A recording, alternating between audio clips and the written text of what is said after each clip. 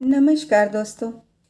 कहानियों की श्रृंखला में आज हम मुंशी प्रेमचंद द्वारा लिखी कहानी अमृत सुनेंगे। दोस्तों, अगर आपको मेरे द्वारा सुनाई गई कहानियाँ पसंद आती हैं तो मेरा आपसे विनम्र अनुरोध है कि आप मेरे चैनल को लाइक करें, सब्सक्राइब करें, साथ ही अपने दोस्तों के साथ शेयर भी करें। तो आइए सुनते हैं अमृत। स्वर राखी पांडे। मेरी उठती जवानी थी जब मेरा दिल दर्द के मज़े से परिचित हुआ।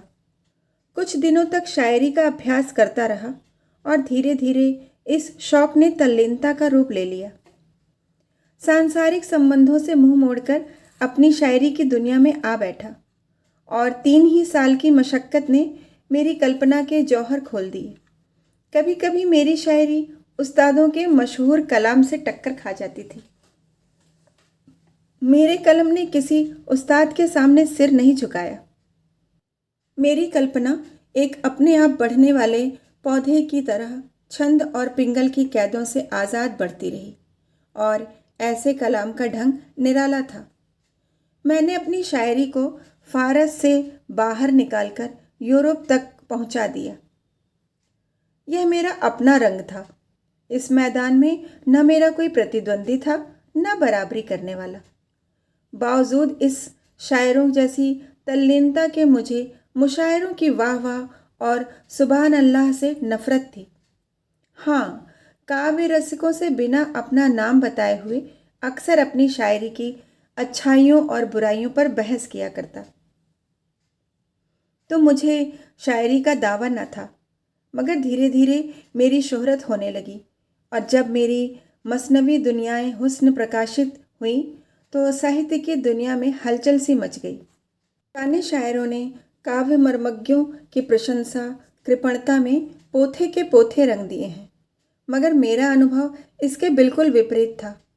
मुझे कभी कभी यह ख्याल सताया करता कि मेरे कद्रदानों की यह उदारता दूसरे कवियों की लेखनी की दरिद्रता का प्रमाण है। यह ख्याल हौसला तोड़ने वाला था। बहरहाल जो कुछ हुआ, दुनियाए हुस्न ने मुझे शायरी का बादशाह बना दिया। मेरा नाम हर एक ज़बान पर था। मेरी चर्चा हर एक अखबार में थी। शोहरत अपने साथ दौलत भी लाई। मुझे दिन रात शेर व शायरी के अलावा और कोई काम न था। अक्सर बैठे बैठे रातें गुजर जाती और जब कोई चुभता हुआ शेर कलम से निकल जाता तो मैं खुशी के मारे उछल पड़ता।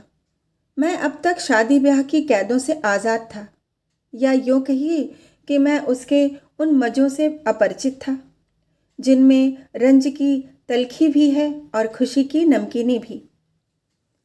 अक्सर पश्चिमी साहित्यकारों की तरह मेरा भी ख्याल था कि साहित्य के उन्माद और सौंदर्य के उन्माद में पुराना बैर है।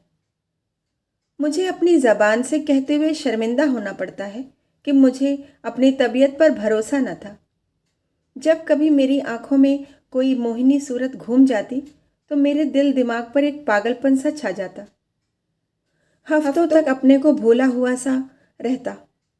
लिखने की तरफ तबीयत किसी तरह न झुकती। ऐसे कमज़ोर दिल में सिर्फ एक इश्क की जगह थी। इसी डर से मैं अपनी रंगीन तबीयत के खिलाफ आचरण शुद्ध रखने पर मजबूर था। कमल की एक पंखुड़ी, श्यामा के एक गीत, लहलहाते हुए एक मैदान में मेरे लिए जादू का सा आकर्षण था।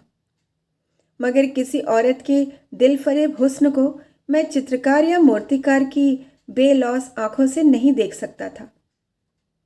सुंदर स्त्री मेरे लिए एक रंगीन कातिल नागिन थी जिसे देखकर आंखें खुश होती हैं मगर दिल डर से सिमट जाता है। खैर, दुनियाए हुस्न को प्रकाशित हुए 2 साल गुजर चुके थे। मेरी ख्याति बरसात की उमड़ी हुई नदी की तरह बढ़ती चली जाती थी। ऐसा मालूम होता था जैसे मैंने साहित्य की दुनिया पर कोई वशीकरण कर दिया है। इसी दौरान मैंने फुटकर शेर तो बहुत कहे, मगर दावतों और अभिनंदन पत्रों की भीड़ ने मार्मिक भावों को उभरने न दिया। प्रदर्शन और ख्याति एक राजनीतिक के लिए कोड़े का काम दे सकते हैं। मगर शायर की तबीयत अकेले शांति से एक कोने में बैठकर ही अपना जौहर दिखलाती है। चुनाचे में मैं अपने रोज़ बरोज़ बढ़ती हुई बेहुदा बातों से गला छुड़ाकर भागा और पहाड़ के एक कोने में जा छिपा। नैरंग ने वहीं जन्म लिया। नैरंग के शुरू करते ही मुझे एक आश्चर्यजनक और दिल तोड़ने वाला अनुभव हुआ। ईश्वर जाने क्यों मेरी अक्ल और मेरे चिंतन पर पर्दा पड़ गया। घंटों तबीयत पर जोर डालता, मगर एक शेर भी ऐसा न निकलता कि दिल फड़के उठे। सूझते भी तो दरिद्र पिटे हुए विषय जिनसे मेरी आत्मा भागती थी। मैं अक्सर झुंझलाकर उठ बैठता, कागज़ फाड़ डालता और बड़ी बेदिली की हालत में सोचने लगता कि क्या मेरी काव्य शक्ति का अंत हो गया? क्या मैंने वह खजाना जो प्रकृति ने मुझे सारी उम्र के लिए दिया था, इतनी जल्दी मिटा दिया? कहाँ वह हालत थी कि विषयों की बहुतायत और नाजुक ख्यालों की रवानी कलम को दम नहीं लेने देती थी। कल्पना का पंछी उड़ता तो आसमान का तारा बन जाता था। और कहाँ अब यह पस्ती, यह करुण दरिद्रता? मगर इसका कारण क्या है? यह किस कसूर की सज़ा है? कारण और कार्य का दूसरा नाम दुनिया है। जब तक हमको क्यों का जवाब न मिले, दिल को किसी तरह सब्र नहीं होता। यहाँ तक कि मौत को भी इस क्यों का जवाब देना पड़ता है। आखिर मैंने एक डॉक्टर से सलाह ली। उसने आम डॉक्टरों की तरह आब हवा बदलने की सलाह दी। मेरी अक्ल में भी यह बात आई कि मुमकिन है नैनीताल की ठंडी हवा से शायरी की आग ठंडी पड़ गई हो। 6 महीने तक लगातार घूमता फिरता रहा। अनेक आकर्षक दृश्य देखे, मगर उनसे आत्मा पर वह शायराना कैफियत न छाती थी कि प्याला छलक पड़े और खामोश कल्पना खुद ब खुद चहकने लगे। मुझे अपना खोया हुआ लाल न मिला। अब मैं जिंदगी से तंग था। जिंदगी अब मुझे सूखे रेगिस्तान जैसी मालूम होती, जहाँ कोई जान नहीं, ताजगी नहीं, दिलचस्पी नहीं।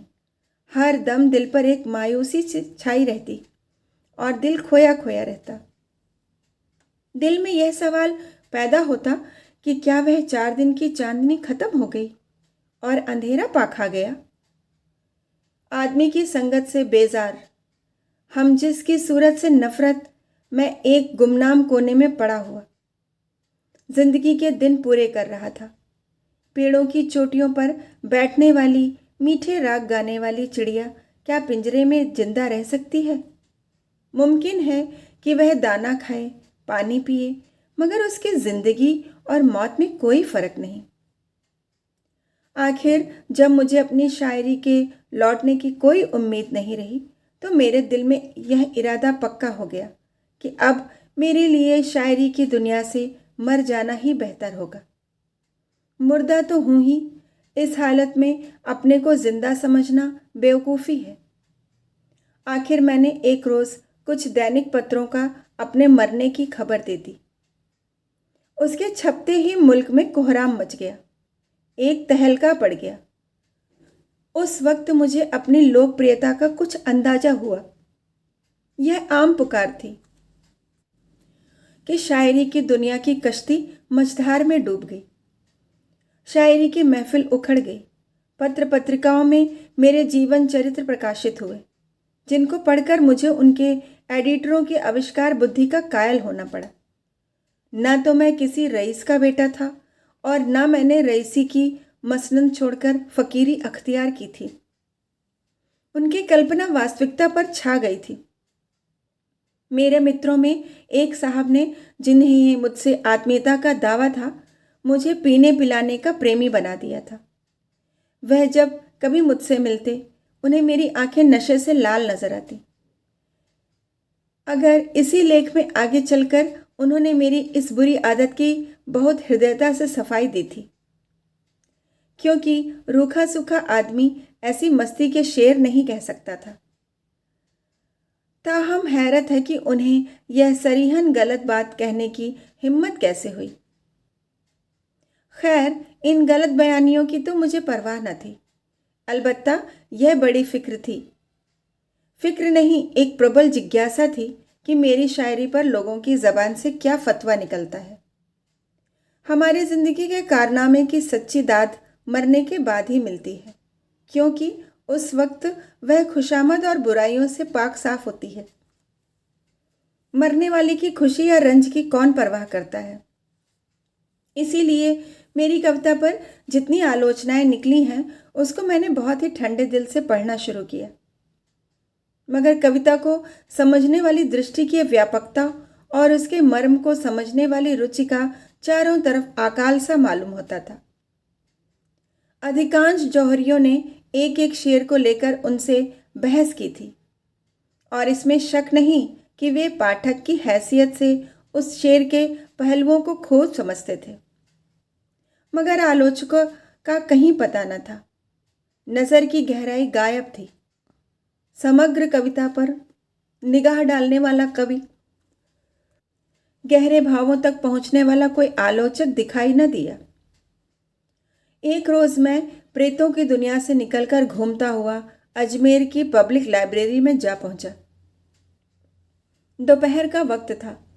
मैंने मेज पर झुककर देखा कि कोई नई रचना हाथ आ जाए तो दिल बहलाऊं। एकाएक मेरी निगाह एक सुंदर पत्र की तरफ गई, जिसका नाम था कलाम अख्तर। जैसे भोला बच्चा खिलौने की तरफ लपकता है, उसी तरह झपट कर मैंने उस किताब को उठा लिया। उसकी लेखिका मिस आयशा आरिफ थी। दिलचस्पी और भी ज़्यादा हुई। मैं इत्मीनान से बैठकर उस किताब को पढ़ने लगा। एक ही पन्ना पढ़ने के बाद दिलचस्पी ने बेताबी की सूरत अख्तियार की। फिर तो मैं बेसुधी की दुनिया में पहुंच गया। मेरे सामने गोया सूक्ष्म अर्थों की एक नदी लहरें मार रही थी। कल्पना की उठान, रुचि की स्वच्छता, भाषा की नरमी, काव्य दृष्टि ऐसी थी कि हृदय धन्य धन्य हो उठता था। मैं एक पैराग्राफ पढ़ता, फिर विचार की ताजगी से प्रभावित होकर एक लंबी सांस लेता और तब सोचने लगता कि इस किताब को सरसरी तौर पर पढ़ना असंभव था। यह औरत थी या सुरुचि की देवी। उसके इशारों से मेरा कलाम बहुत कम बचा था, मगर जहां उसने मुझे दाद दी थी, वहां सच्चाई के मोती बरसा दिए थे। उसके ऐतराज़ों में हमदर्दी और प्रशंसा में भक्ति थी। शायर के कलाम को दोषों की दृष्टियों से नहीं देखना चाहिए। उसने क्या नहीं किया, यह ठीक कसौटी नहीं। बस यही जी चाहता था कि लेखिका के हाथ और कलम चूम लूं। सफ़ीर भोपाल के दफ्तर से एक पत्रिका प्रकाशित हुई थी। मेरा पक्का इरादा हो गया। तीसरे दिन शाम के वक्त मैं मिस आयशा के खूबसूरत बंगले के सामने हरी हरी घास पर टहल रहा था। मैं नौकरानी के साथ एक कमरे में दाखिल हुआ। उसकी सजावट बहुत सादी थी। पहली चीज़ पर निगाहें पड़ी, वह मेरी तस्वीर थी जो दीवार पर लटक रही थी। सामने एक आईना रखा हुआ था। मैंने खुदा जाने क्यों उसमें अपनी सूरत देखी। मेरा चेहरा पीला और कुम्हलाया हुआ था। बाल उलझे हुए, कपड़ों पर गर्द की एक मोटी तह जमी हुई। परेशानी की जिंदा तस्वीर थी। उस वक्त मुझे अपनी बुरी शक्ल पर सख्त शर्मिंदगी हुई। मैं सुंदर न सही, मगर इस वक्त तो सचमुच चेहरे पर फटकार बरस रही थी। अपने लिबास के ठीक होने का यकीन हमें खुशी देता है। अपने फूहड़पन का जिस्म पर इतना असर नहीं होता जितना दिल पर। हम बुज़दिल और बेहौसला हो जाते हैं। मुझे मुश्किल से 5 मिनट गुजरे होंगे कि मिस आयशा तशरीफ़ लाई। सांवला रंग था, चेहरा एक गंभीर घुलावट से चमक रहा था। बड़ी बड़ी नरगिसी आँखों से सदाचार की, संस्कृति की रोशनी झलकती थी। कद मझोले से कुछ कम, अंग प्रत्यंग छरहरे, सुथरे, ऐसे हल्की फुल्की जैसे प्रकृति ने उसे इस भौतिक संसार के लिए नहीं, किसी काल्पनिक संसार के लिए सृजा है। कोई चित्रकार कला की उससे अच्छी तस्वीर नहीं खींच सकता था। मिस आयशा ने मेरी तरफ दबी निगाहों से देखा, मगर देखते देखते उसकी गर्दन झुक गई और उसके गालों पर लाज की एक हल्की परछाई नाचती हुई मालूम हुई। जमीन से उठकर उसकी आंखें मेरी तस्वीर की तरफ गईं और फिर सामने पर्दे की तरफ जा पहुंची। शायद उसकी आड़ में छिपना चाहती थी। मिस आयशा ने मेरी तरफ दबी निगाहों से देखकर पूछा, आप स्वर्गीय अख्तर के दोस्त में से हैं? मैंने सिर नीचा किए हुए जवाब दिया, मैं ही बदनसीब अख्तर हूँ। आयशा एक बेखुदी के आलम में कुर्सी पर से खड़ी हुई और मेरी तरफ हैरत से देखकर बोली, दुनियाए हुस्न के लिखने वाले। अंधविश्वास के सिवा और किसने इस दुनिया से चले जाने वाले को देखा है? आयशा ने मेरी तरफ कई बार शक से भरी निगाहों से देखा। उनमें अब शर्म और हया की जगह के बजाय हैरत समाई हुई थी। मेरे कब्र से निकलकर भागने का तो उसे यकीन आ ही नहीं सकता था। शायद वह मुझे दीवाना समझ रही थी। उसने दिल में फैसला किया कि इस आदमी मरहूम शायर का कोई करीबी अजीज़ है। शक्ल जिस तरह मिल रही थी वह दोनों एक ही खानदान के होने का सबूत थी। मुमकिन है कि भाई हूँ। वह अचानक सदमे से पागल हो गया है। शायद उसने मेरी किताब देखी होगी और हाल पूछने के लिए चला आया। अचानक उसे ख्याल गुजरा कि किसी ने अखबारों को मेरे मरने की झूठी खबर दे दी हो और मुझे उस खबर को काटने का मौका न मिला हो।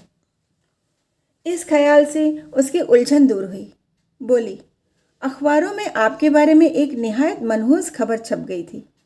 मैंने जवाब दिया, वह खबर सही थी। अगर पहले आयशा को मेरे दीवानेपन में कुछ था तो वह दूर हो गया। आखिर मैंने थोड़े लफ्ज़ों में अपनी दास्तान सुनाई और जब उसको यकीन हो गया कि दुनियाए हुस्न का लिखने वाला अख्तर अपने इंसानी चोले में है तो उसके चेहरे पर खुशी की एक हल्की सुर्खी दिखाई दी और यह हल्का रंग बहुत जल्द खुददारी और रूप गर्व के शोक रंग से मिलकर कुछ का कुछ हो गया। गालिबन वह शर्मिंदा थी कि क्यों उसने अपनी कद्रदानी को हद से बाहर जाने दिया। कुछ देर की शर्मीली खामोशी के बाद उसने कहा, मुझे अफसोस है कि आपको ऐसी मनहूस खबर निकालने की ज़रूरत हुई। मैंने जोश में भरकर जवाब दिया, आपके कलम की ज़बान से दाद पाने की कोई सूरत ना थी। इस तनकीद के लिए मैं ऐसी ऐसी कई मौतें मर सकता था। मेरे इस बेधड़क अंदाज ने आयशा की ज़बान को भी शिष्टाचार और संकोच की कैद से आज़ाद किया। मुस्कुराकर बोली, मुझे बनावट पसंद नहीं है। डॉक्टरों ने कुछ बतलाया नहीं? उसकी इस मुस्कुराहट ने मुझे दिल लगी करने पर आमादा किया। बोला, अब मसीहा के सिवा इस मर्ज का इलाज और किसी के हाथ नहीं हो सकता। आयशा इशारा समझ गई, हंसकर बोली, मसीहा चौथे आसमान पर रहते हैं। मेरी हिम्मत ने अब और कदम बढ़ाए। रूहों की दुनिया से चौथा आसमान बहुत दूर नहीं है। आयशा के खिले हुए चेहरे से संजीदगी और अजनबियत का हल्का रंग उड़ गया। मेरे इन बेधड़क इशारों को हद से बढ़ते देखकर उसने मेरी ज़बान पर रोक लगाने के लिए किसी कदर खुददारी बरतनी पड़ी। जब मैं कोई घंटे भर के बाद उस कमरे से निकला तो बजाय इसके कि वह मेरी तरफ अपनी अंग्रेज़ी तहजीब के मुताबिक हाथ बढ़ाए, उसने चोरी चोरी मेरी तरफ देखा। फैला हुआ पानी जब सिमट कर किसी जगह से निकलता है तो उसकी आवाज़ का बहाव तेज़ और ताकत कई गुना ज़्यादा हो जाती है। आयशा की उन निगाहों में अस्मत की तासीर थी। उनमें दिल मुस्कुराता था और जज्बा नाचता था। उनमें मेरे लिए दावत का एक पुरजोर पैगाम भरा हुआ था। जब मैं मुस्लिम होटल में पहुंचकर इन वाक़यात पर गौर करने लगा तो मैं इस नतीजे पर पहुंचा कि गो मैं ऊपर से देखने पर यहाँ अब तक अपरिचित था, लेकिन भीतरी तौर पर शायद मैं उसके दिल के कोने तक पहुंच चुका था।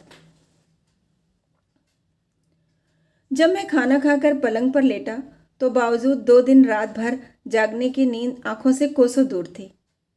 जज्बात की कश्मकश में नींद कहाँ। आयशा की सूरत उसकी खातिरदारियाँ और उसकी वह छिपी छिपी निगाह दिल में एक सांसों का तूफान सा बरपा रही थी। उस आखिरी निगाह ने दिल में तमन्नाओं की रूम धूम मचा दी थी। वह आरजुएं जो बहुत अरसा हुआ मर मिटी थी फिर जाग उठी और आरजुओं के साथ कल्पना ने भी मूंदी हुई आंखें खोल दी। दिल में जज्बात और कैफियत का एक बेचैन करने वाला जोश महसूस हुआ। यही आरजुएं, यही बेचैनियाँ और यही कोशिशें कल्पना के दीपक के लिए तेल हैं। जज्बात की हरारत ने कल्पना को गरमाया। मैं कलम लेकर बैठ गया और एक ऐसी नज्म लिखी जिसे मैं अपनी सबसे शानदार दौलत समझता हूँ। मैं एक होटल में रह रहा था, मगर किसी न किसी हीले से दिन में कम से कम एक बार ज़रूर उसके दर्शन का आनंद उठता। आयशा ने कभी मेरे यहाँ तक आने की तकलीफ़ नहीं की, तो भी मुझे यह यकीन करने के लिए शहादतों की ज़रूरत न थी कि वहाँ किस कदर सरगर्मी से मेरा इंतज़ार किया जाता था। मेरे कदमों की पहचानी हुई आहटें पाते ही उसका चेहरा कैसे कमल की तरह खिल जाता था और आँखों से कामना की किरणें निकलने लगती थीं। यहाँ 6 महीने गुजर गए। इस ज़माने को मेरी ज़िंदगी की बहार समझना चाहिए। मुझे वह दिन भी याद है जब मैं आरजुओं और हसरतों के गम से आज़ाद था, मगर दरिया की शांतिपूर्ण रवानी में थिरकती हुई लहरों की बहार कहाँ। अब अगर मोहब्बत का दर्द था तो उसका प्राणदायी मजा भी था। अगर आरजुओं की घुलावट थी तो उनकी उमंग भी थी। आह, मेरी वह प्यासी आंखें इस रूप के स्रोत से किसी तरह तप्त न होती। जब मैं अपनी नशों में डूबी हुई आंखों से उसे देखता तो मुझे एक आत्मिक तरावट सी महसूस होती और मेरी रचना शक्ति का तो कुछ हद हिसाब न था। ऐसा मालूम होता था कि जैसे दिल में मीठे भावों का सोता खुल गया था। अपनी कवित्व शक्ति पर खुद अचंभा होता था। कलम हाथ में ली और रचना का सोता सा बह निकला। नए रंग में ऊंची कल्पनाएं न हो, बड़ी गूढ़ बातें न हो, मगर उसका एक एक शेर प्रवाह और रस, गर्मी और घुलावट की दाद दे रहा था। यह उस दीपक का वरदान है जो अब मेरे दिल में जल गया था और रोशनी दे रहा था।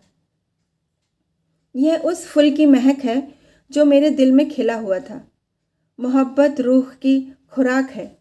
यह अमृत की बूंद जो मरे हुए भावों को जिंदा कर देती है। मोहब्बत आत्मिक वरदान है। यह जिंदगी की सबसे पाक, सबसे ऊंची मुबारक बरकत है। यही अक्सीर थी जिसकी अनजाने ही मुझे तलाश थी। वह रात कभी नहीं भूलेगी जब आयशा दुल्हन बनी हुई मेरे घर में आई। नैरंग उसकी मुबारक ज़िंदगी की यादगार है। दुनियाए हुस्न एक कली थी, नैरंग खिला हुआ फूल है, और उस कली को खिलाने वाली कौन सी चीज़ है? वही जिसकी मुझे अनजाने ही में तलाश थी और जिसे मैं अब पा गया था। कहानी सुनने के लिए बहुत बहुत धन्यवाद।